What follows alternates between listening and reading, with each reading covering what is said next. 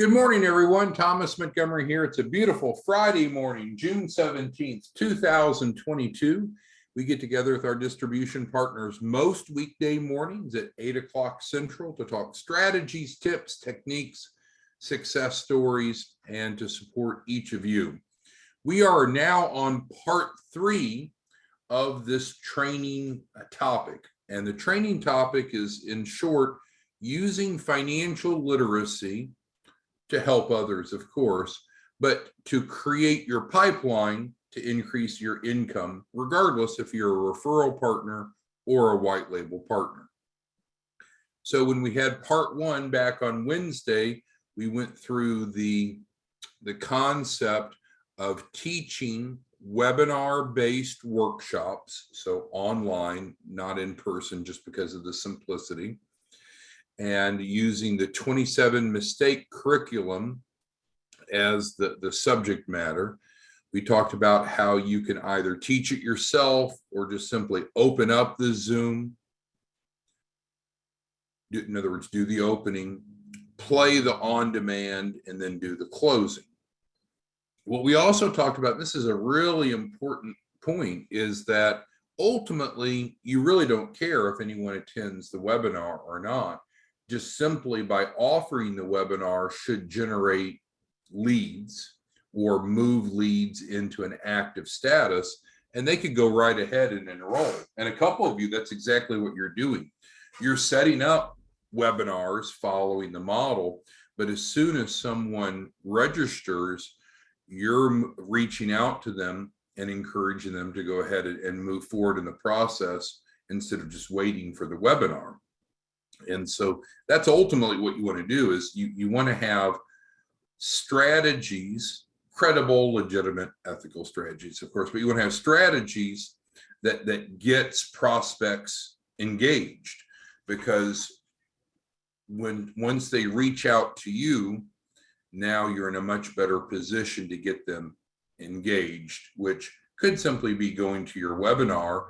But while we're waiting for them to attend the webinar, there's no reason for them to not go ahead and enroll in either the free 4-week funding program and or the white label access to capital, depending upon what your call to action is. So on part 1, we talked about the big picture. Part 2, yesterday, we went through some key implementation steps. And so now we're on to part 3, talking about how to get the butts in the seats. And we mean that respectively. So let's go through teaching financial literacy, how to get paid to help others, part 3. As I mentioned earlier this week, we introduced how you can facilitate online or in-person workshops. And that's true, you can do it in person, but I plead with you, let's do at least one online first together. Get your legs underneath you before we start doing in person. In person has a lot more variables. There's a lot more logistical constraints. To build both a financial literacy and to create a pipeline of clients who pay you for their capital raise. So there's just absolutely nothing wrong with you being a technical advisor. That's the umbrella term of what you and I do, and getting paid off the results of clients going through the process. If you're a referral partner, it's simple. You make a flat 5 points off the client's capital raise. We guarantee clients at least $100,000. So what does that mean? That means you're going to be owed at least $5,000 just by simply feeding someone in to the process. You don't have to sell anyone anything. If you're a white label partner, frankly, you control the pricing, the client pricing. Most of you are going right about 12 to 15 points, 12 to 15%. So in other words, your gross income is 12 to 15,000 per client. So what you're hopefully you're assimilating here is, if we use this workshop campaign, webinar-based workshop campaign to move leads into clients, it really doesn't have to be like some home run. You don't have to be Tony Robbins and have hundreds of people in your events for this to be very financially successful. I'll get to it in a moment, but the truth is, if you have these webinars on a regular basis, like we're proposing, a frequent basis, ideally daily, frankly, what if you had just one person on your webinar That's great, because you've got about a 90% chance of enrolling that person. So if they come to the webinar, we would expect about 90% of those to become a client of yours. And so you could do this mathematical formula. So for every attendee, if they convert, they're worth, we'll just use as a referral partner to keep it simple, they're worth $5,000 to you. Okay, well, we got a 90% chance of every webinar registrant to become a client. So really, each person that you get to register for your webinar is predictably worth $4,500. And so this is an exceptionally lucrative way for you to help people build their financial literacy, but build your income. So anyway, the first training is referenced here, and I'll send out a synopsis of all 3 modules. So it's convenient for you. Probably be this weekend before that comes out. But the concept that we've talked about and are talking about now is simple. Teach financial literacy. We're going to focus on the 27 mistakes that keep small businesses from looking credible. And we've talked about this ad nauseum. Why is that important? Because that's the key to getting funding. It's not how tall you are or where you live or your race or your gender or your sexual orientation, your religion. It's about how credible your file is on paper to meet the underwriting criteria. And that's what you and I do. We start by educating them about credibility and different variables, because probably no one has ever sat them down before. You'll run into people that are just distraught. It's like, I can't get approved. I can't get funding to start or grow a business. Well, the problem is you don't look credible enough on paper. And that's what we're going to help you do during the implementation stage. But even before we get to that, let's talk about credibility. Let's talk about 27 different aspects that different types of lenders may look at in determining, are you a good risk for them? So it's huge. It's huge. I was talking to one of our distribution partners earlier this week, and she's a wonderful young lady. She's actually in an MBA program. And so she's taking these classes, and and I have an MBA as well, but it's all kind of high level textbook theory. What you and I are doing is just rolling up our sleeves, and it's where the rubber hits the road. What is it that it takes to get approved for funding? And so this initial training that you're offering people is invaluable. It creates awareness. And then of course you're consistently supplementing the content with the fact, hey, don't worry, we'll help you. We've got a free grant funded program that'll cost you absolutely nothing to enroll in, nothing to go through, and we'll help you improve your credibility to get fundable. So also teaching financial literacy, that there's no selling involved. And so some of you are sales professionals, and you know, that's your background. That's fine. Others have an adversity to sales. Well, I can tell you, I came from an educational background. I was a high school teacher, and then went on to be a college professor, and then left that and become an SBA advisor. But the bottom point is, you don't need to be a salesperson to use this process. And if you are a salesperson, that's even better, but you don't need to be a salesperson. The concept also is that after the webinar, you want to help them get engaged. And that was covered last week. I should have removed the C number 5 below. It's not covered on this one. It was covered on yesterday's. And so I had a gentleman yesterday. He said, well, how much money can I make doing this? Just, I need to know how much money I can make doing this. And so it's like, okay, well, let's create an economic model. Do you want to be a referral partner and make on average $5 grand per client? Or do you want to be a white label partner and make on average, let's round it off and call it 15 grand per client? That means those that go through the literacy, go through the funding process, because that's the first variable. How much do you anticipate making per client, 5 or 15? And then he's interested in being a white label partner, as most folks are. Well, great. Well, we know that we're going to work together to help at least 8 clients a month. That is our explicit goal. We want to help at least 8 clients a month, which is not challenging. And this strategy should help those of you that have not been reaching that number. Well, what is 8 times 15,000? I mean, it puts you literally at a 6-figure monthly income. Oh, does all that come in the first month? No, no. When the client gets their first tranche of capital, then they'll be wired the funds from the lender typically, and then they will pay you 2,500 right afterwards. I mean, right afterwards. And so even if none of the rest of the funding came through in month one of each client, if you brought in $2,500 times 8, that's 20,000 immediate cash flow in the bank. And of course, they've made the commitment to work with you to raise at least 100,000 to pay the performance fee, whatever you've decided to be. And so that's your AR. So on a month-by-month basis, the goal is for you to bring in at least 20,000 cash now from this month's new clients, and have the balance, another 80,000 in AR that will be collected in future months. That's not a bad gig, right? And to be a white label partner to teach these courses, it costs you nothing. We're not trying to sell you anything. We just ask, get engaged, participate, and let's go help people. So the first training was the introductory, and then yesterday we talked about implementation steps, and that training link is here. And again, I'll get all 3 links out, the first one, the second one, and then today's, but it'll probably be over this weekend.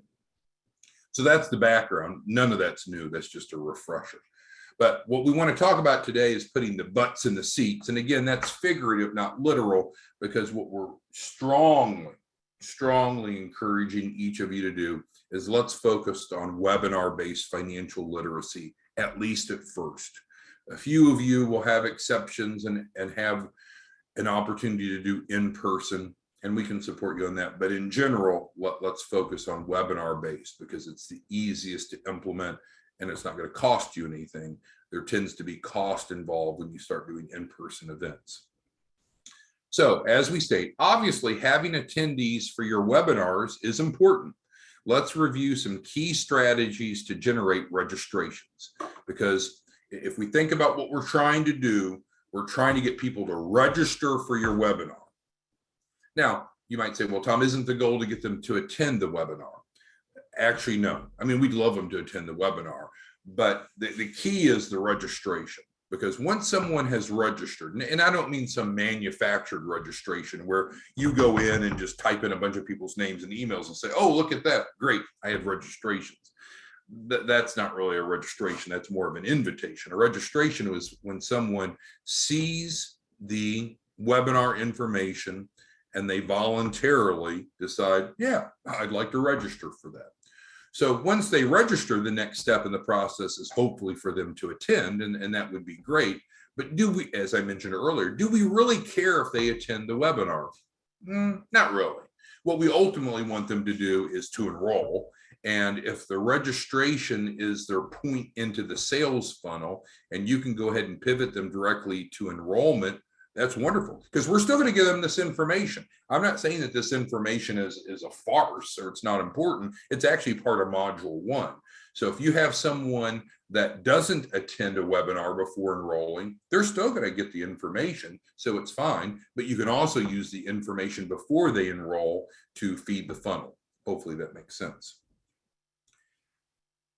I say this with great enthusiasm, and hopefully it resonates with you. You and I are in such an enviable position because there is just absolutely no shortage of entrepreneurs that's wanting capital to start, to grow, to reach their potential.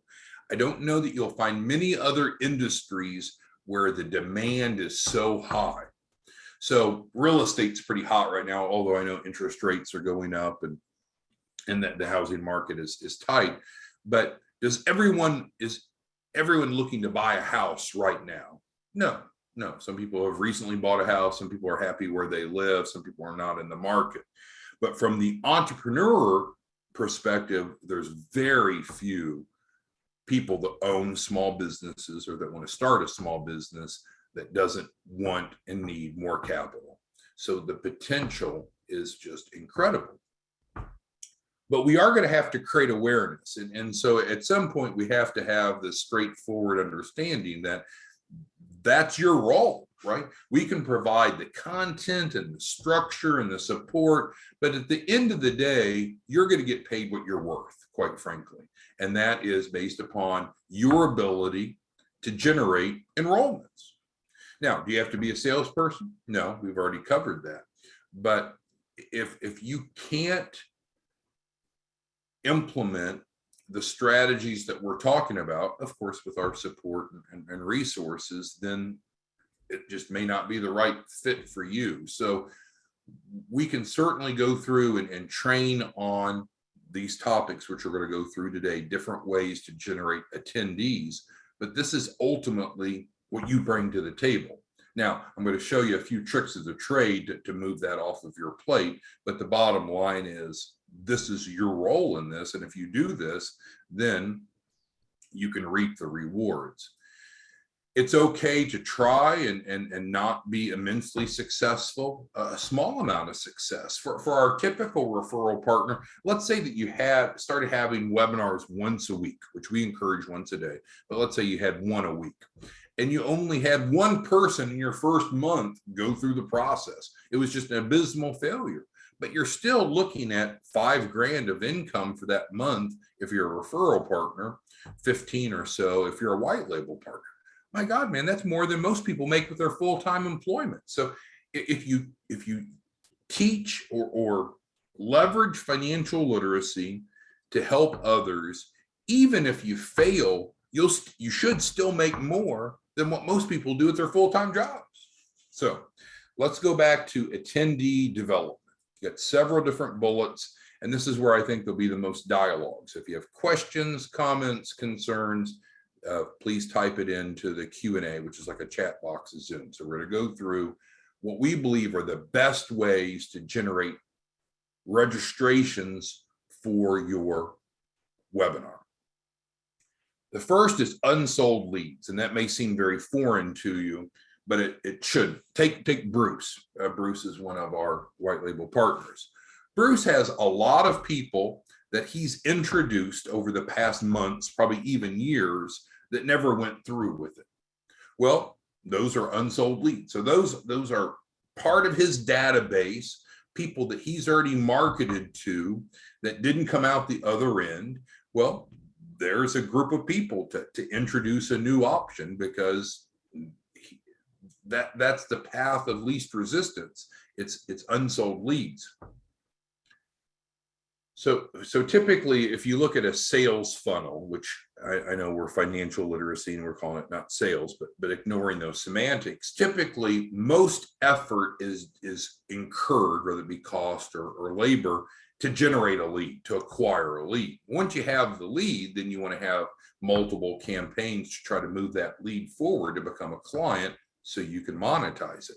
So the point is, some of you already have a good number of leads that have not manifested. Well, that would be a great group. Take Jeremy out of Austin. Jeremy probably has, if I remember the prior conversations, I'm not exaggerating, I think Jeremy's got thousands of unsold leads. And so for some of you that either have been working with us for a while or have been involved in business to business, you probably have that database that could be invited to your webinar. Second strategy, which I love, and it's a bit of an advanced concept, but it's a home run, is working with hosts. So hosts are key influencers, and there could be many different types of key influencers that I'm not even listing here, but I'll just give you some examples. Churches. Well, why is a church a key influencer? Well, churches have a congregation, and I know based upon the denomination, the terminology may differ, but they have a denomination, a group of people that worship through the church. Some churches, look at Dave Ramsey, man, he's gone out and made millions, hundreds of millions of dollars teaching Financial Peace University at churches and faith-based organizations. Well, of course, he's working on personal financial literacy, which is not our topic, and I have no opinion on what he does. But from a business financial literacy, it's a ripe open market. And there's a lot of churches, there's many churches that would be open to you providing quality and free business financial literacy because of their congregation. Because you can be a pessimist and say, well, Tom, that doesn't make sense. Not everybody at the church owns a small business. That seems like a horrible idea. Well, you're going to have some of the church members, congregation, that do own a small business in a traditional sense. You'll have another group that are involved with self-employment, maybe network marketing, what have you, and they can still benefit from capital. And then you have another group of the congregation that would like to own their own business, either to replace their income, add income, diversify income, whatever the reason, but they need the support and capital to do so. So frankly, if you count all three of those subsections, probably about 1 out of 3 of the adults in the congregation of the church is a good prospect to attend the webinar. Well, that's a third of the church congregation. You have chambers of commerce. They have members. I've gone to many chambers and approached the executive director. Sometimes they can make the decision. Sometimes they have to take it to their board, but then setting up educational events for the chamber members. Different, and this is a generic term, but there's many types of business organizations and associations that, again, are key influencers. They have the people, they have the sphere of influence over a group of people that they could drive to your webinar. Business to business professionals, again, that's very broad, but I don't want to limit. I'll give you an example. Accountants, business attorneys, merchant card processors, insurance agents. I mean, you could go on and on and on, but there's so many of these folks that are out developing new small business relationships and already have some that might be willing to cooperate with you, collaborate with you for this purpose, especially if you made it economically worth their while, which I'll get to in a moment. I've even gone to Votech schools. You can go to schools that teach barbers and cosmetologists, plumbers, electricians, CDL schools teaching truck drivers. If the output of that education could equate to self-employment, entrepreneurship, small business ownership, then this is a great piece that's almost always missing in the traditional educational curriculum of how to get money to start or grow a business. So hopefully that makes sense to you. Now, it's just, and I'm sorry for being so direct, it's just not my job to give you the key influencers. That's where you come into play. You need to think about it and then reach out, be able to use the sample marketing flyer if you wish, and get them interested. So we can support you, and we're going to spend a lot of time on upcoming Zoom trainings supporting on this concept of leading with financial literacy. But ultimately, it's your responsibility to go connect with these key influencers. So as I mentioned, a key influencer thus has a sphere of influence that you can often co-brand with and invite to your webinar. As far as revenue share, you might say, well, wait, Tom, that doesn't make any sense. If we're doing free webinars, how much of the free are we going to share? Because 0 divided by anything is still 0. But what you and I know is that we want to not only build their financial literacy, we want to engage them. We want to build a lender compliant loan package, and we want to help them meet the credibility standards to get approved. So the financial literacy brings them into the relationship, but then we want to get them involved in either the free 4-week funding program, and or if you're a white label partner, the white label access to capital. So in other words, they move into a revenue generating role. If you, and forgive me, I don't mean this negatively, but if you're not greedy, if you're willing to revenue share with these folks, then they're going to most likely be more engaged.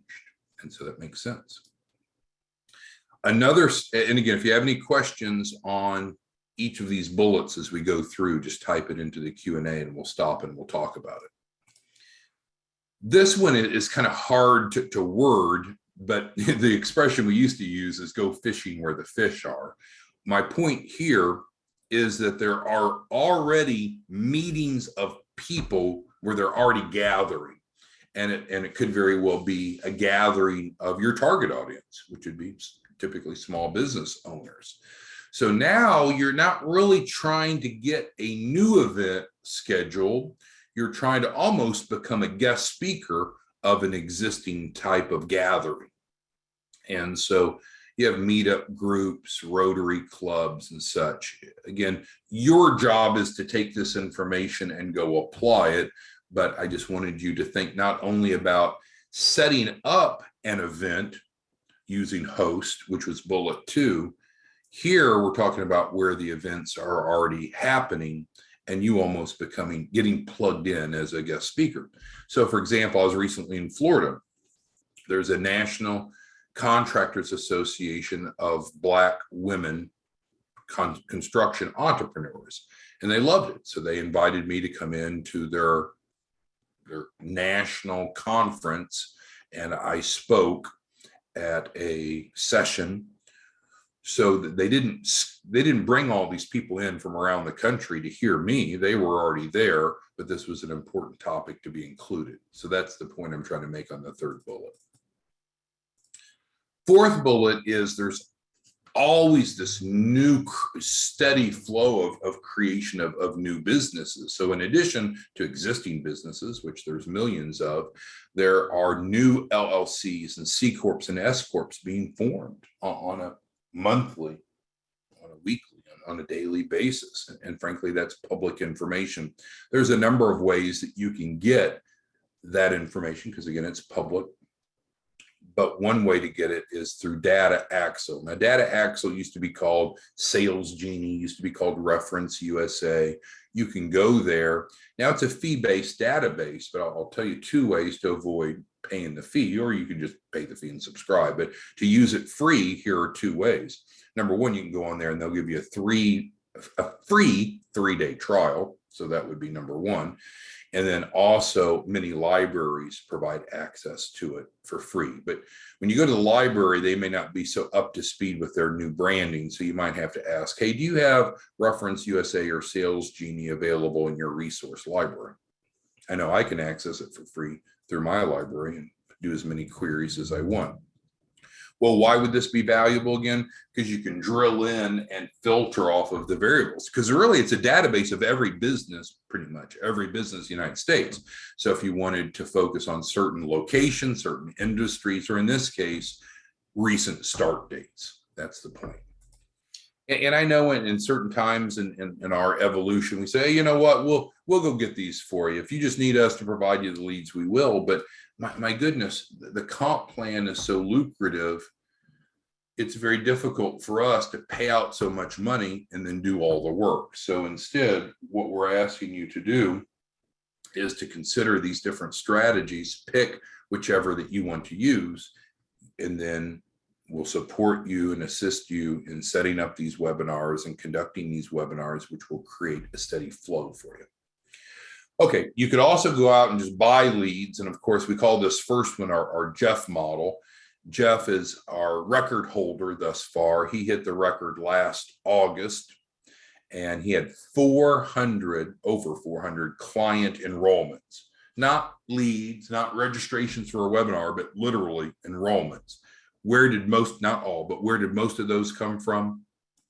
From Real X Traffic. So Real X Traffic, it's not free, but they don't charge much. And if you need funding for buying leads, which is a question that Carlos asked, we can help you do that. That's not a problem. But Real X Traffic has a unique model. They drive people based upon your criteria to your landing page, or possibly in this case, to your registration page. Another proven strategy, oh no, I should reword that. Another proven resource for buying leads is Lead Tycoons. And we've talked about this in the past. You can get different types of leads. You can have them live phone transferred. They can be lead-based emails or text, phone numbers for texting, what have you. So again, if you need money to buy leads, we can support that. We don't buy them for you though, because that's what you're bringing to the table, right? That's mainly what you're contributing, is bringing the people to the table, and you can bring people to the table, clients to the table through any of these strategies we're discussing. Some of you are really good with social media posting. I'm not an expert in that. So if that's something that you're good at, you can do. Now, here's the great equalizer, and I'll close out on this. You could hire people to do any of this. So you could hire people to go generate host relationships. You could hire people to get you to be a speaker at existing events. You could hire people to reach out to newly formed businesses. You could hire people to do social media posting for you. And so you could hire wherever you want to. What many of you have done and what we've done is had great success going to sites like Fiverr or Upwork, which is listed here, and hire people to do whatever you don't want to do. So with that being said, let me shrink this down and see what questions that any of you have, because this is the third and final part of the three-part training. Part one, which we referenced back up at the top of the page, introduced the concept. Yesterday, we drilled into implementation steps. And today, finally, we're talking about different ways to generate registrations. As I mentioned, especially for those of you that came on late, registrations are important because that's your pipeline for the webinar. But in truth, it really doesn't matter if they ever attend the webinar. You can go ahead and close those people or offer to close those people. In other words, get them started, quote unquote, once they've registered, even before they've attended a webinar. Or let's say they registered for the webinar and they were a no-show. Follow up, say, hey, no worries. You still qualify for the free 4-week funding programs, fully grant subsidized. Let me go ahead and give you my link so we can get you started.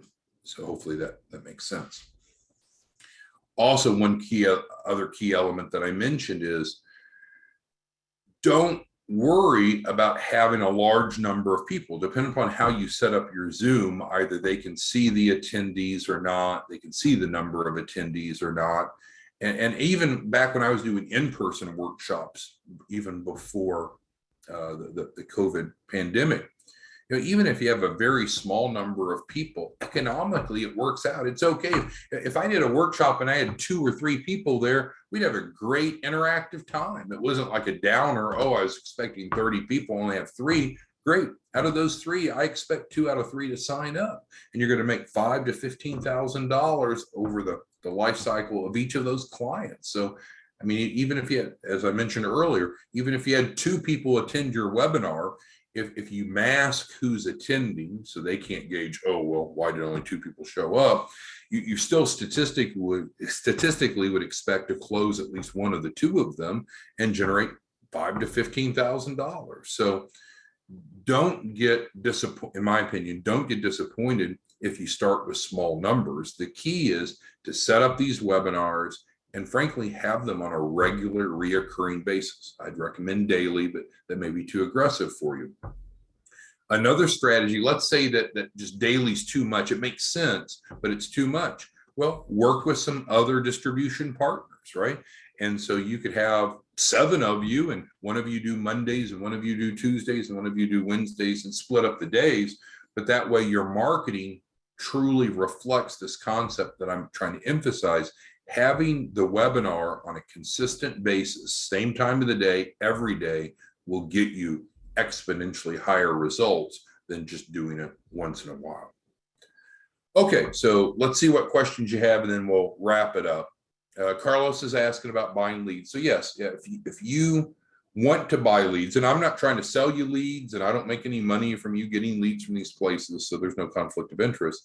But absolutely, Carlos, yeah, if you need some funding to get leads and that's the strategy you want to use, then that's fine, and you would do the same thing that everyone else would do. Come to 4-week funding and we'll get you a capital raise, Carlos. Not a problem.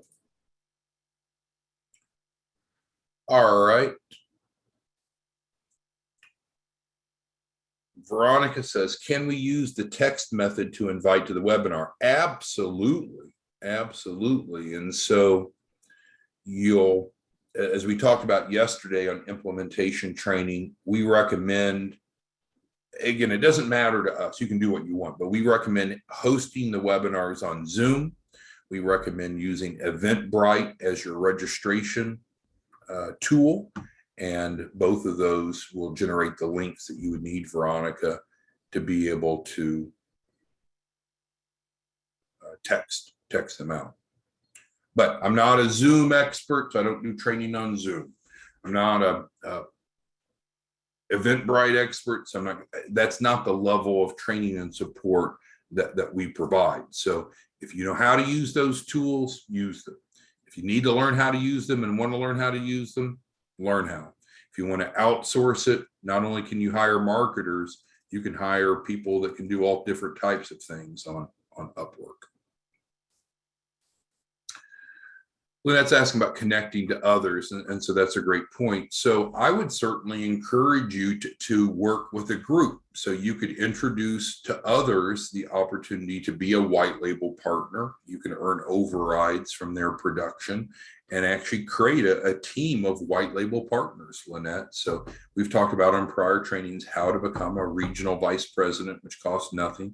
That gives you a 2.5% override on the capital raises of the clients of the other white label partners. So you're exactly right, Lynette. It makes sense to build a team and work together as a team. So let us know if you need help on that. But there's training on the RVP role on the white label page. And Lon's asking about getting the 3-part training out. And so yes, sir, I'll come in this weekend and make sure everyone has the all 3 modules. All right, so wrapping it up, we're halfway through the month. If you're a white label partner, we know that we're all committed to helping at least 8 clients a month. If you're not at 4 to 5 at this point in June, we're a little bit off track, and that's okay. There's time to correct it. We need to find ways to get the word out, because if we talked about right here, creating awareness. That's really all you need to do. You don't need to be a salesperson at all. We need to create awareness. You can create awareness of these webinars. You can just simply create awareness of the free 4-week funding program, right? 100% grant subsidized program using an award-winning curriculum developed by the FDIC, promoted by the SBA. We're going to help you build financial literacy, build a lender-compliant loan package, and get you credible enough on paper to get at least $100,000. Powerful pitch. You get a free link, free landing page. If you say, oh, I don't have a free link, I don't have a free landing page, that's right down here at the bottom. 4weekfunding.org is where you go. At the bottom, there's a toggle switch that asks, do you want to be a referral partner? Obviously, toggle that to yes, and then submit it, and the system will generate a link, and you'll be set. All right, so we're going to continue to focus on these types of strategies during our daily Zoom trainings. We'll be back on Monday morning. If you need any individualized assistance, let us know. Thank you for your time. Talk to you soon. Bye-bye.